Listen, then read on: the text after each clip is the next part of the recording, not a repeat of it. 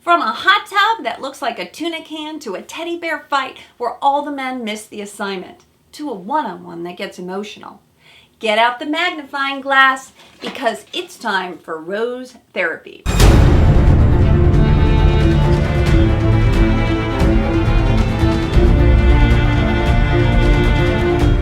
We've got it all. Season 18, Michelle Young, The Bachelorette, episode number 4. Oh, hi. I'm Dr. Diane, the Back to Love Doc. Are you ready to dive right in? Up first, on this date, we see Martin and his driving one-on-one date with Michelle. But wait a minute, does Martin look like Zac Efron? Michelle says she's chosen Martin because he's an adrenaline junkie. That's cool. And kudos to both Michelle and Martin for not throwing up in the backseat of that car. The date is going along okay, but until Martin makes a major faux pas. As far as Jamie's situation goes, I'm not trying to take a side or anything. I just think, because what happens is everybody's like, oh, he's a rat, he's did this and did that. And I was like, oh, well, I don't think he's a bad person. I still think he's a hell of a man.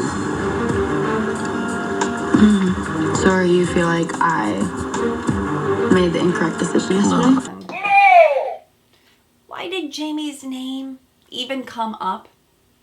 Michelle's tone changes quickly. You can see her shoulders go up, her body language switches. And Martin realizes too, oh crap. At this point, we don't know if even the best of tuna can hot tubs can keep the conversation warm. Martin should know, if he's been listening to Michelle, that trust is everything and not trusting her judgment is one of her biggest fears and her biggest pet peeves. By the time we get to the dinner part, maybe Martin's been warned.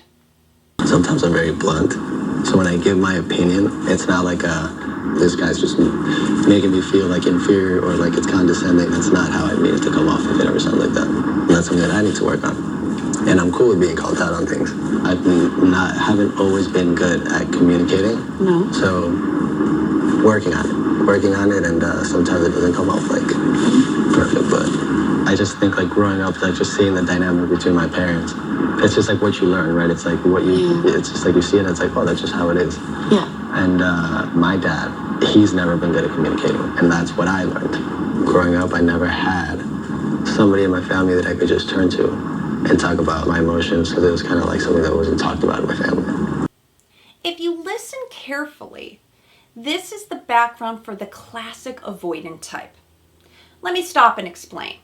In attachment theory, you can be one of 4 main attachment types: secure, anxious avoidant, anxious ambivalent, or fearful avoidant. Last week, I mentioned that I thought that Jamie was the more fearful avoidant type.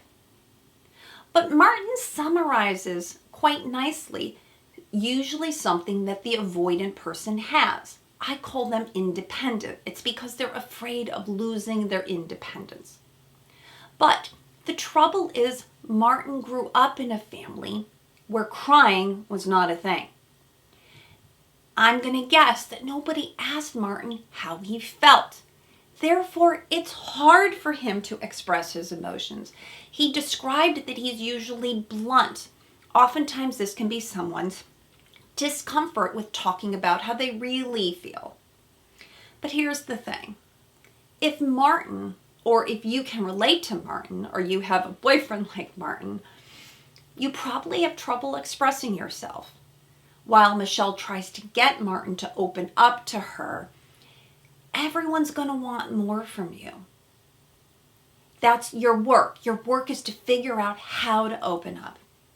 But back to attachment styles, the question is Michelle and Martin a good fit? Because I think Michelle is a confident, secure, functioning person.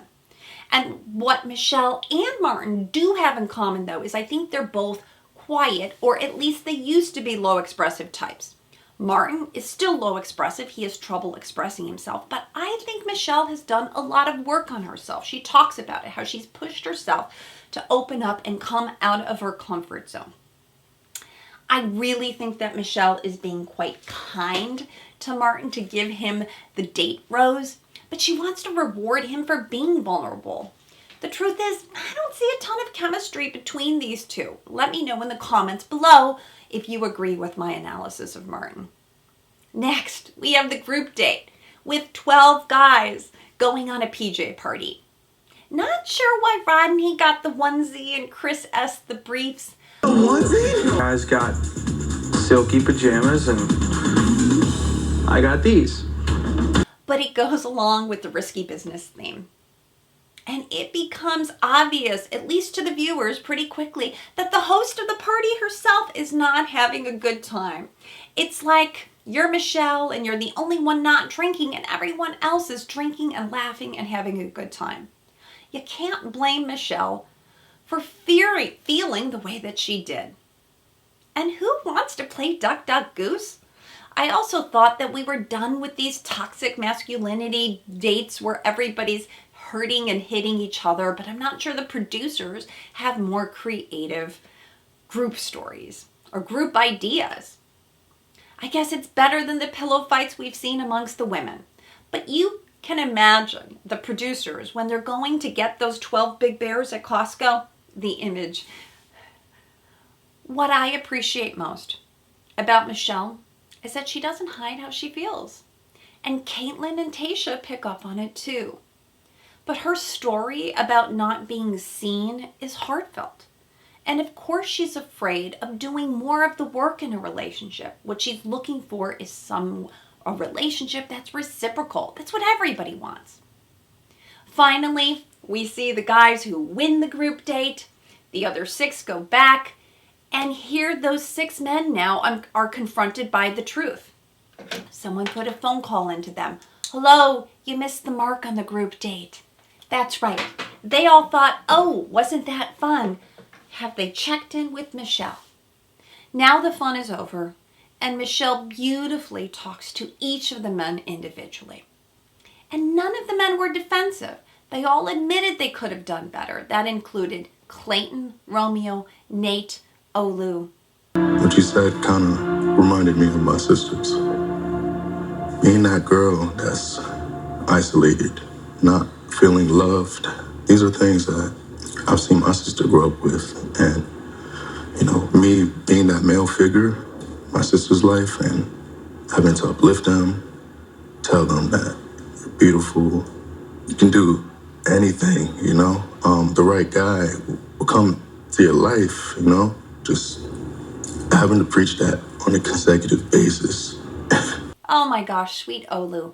Him talking about his sisters also not being seen are the kinds of conversations, I don't know about you, but I think we need to have. Olu gets the well-deserved group date rose. Next, we have the one-on-one with Rick. I like that Rick seems mature. He's gone from night one, lettuce wraps, to romantic softy.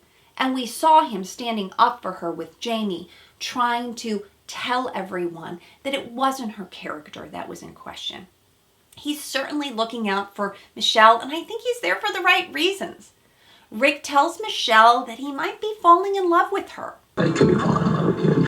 Michelle has a big smile on her face, but I do wonder if he might be the nervous, anxious type. I don't have enough information yet, but I'm going to be watching that story. And the story about blaming himself. Honestly, I blame myself at first. For his parents' divorce, that's what led me to believe there might be some anxiety there. And when his father's death, this can explain why he's an emotional type. Finally, we get to the rose ceremony. That's the biggest moment of the night. When Chris S. starts out wanting to take Michelle aside, it felt forced. And who is this guy? Before we get started, I want to say something. I wasn't at the cocktail party the other night, but I know that she addressed that she felt like she wasn't being seen.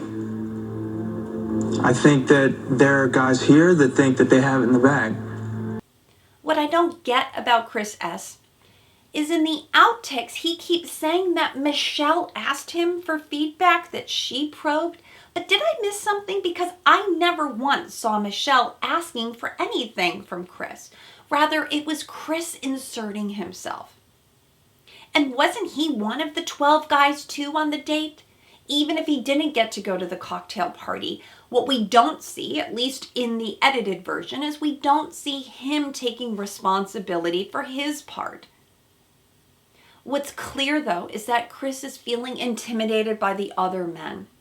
They're further along than him. And these are just the facts. There's more chemistry with her.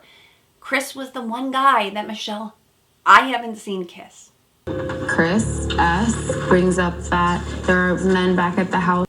The biggest insult of the night is when Chris says that he's come on a white horse to save Michelle from the castle. I came in on my white horse, and I saved her from the castle. Michelle doesn't need saving. And then he keeps inserting this word again and again about probing, and that the other guys thought they had it in the bag. At this point, I'm Team Nate.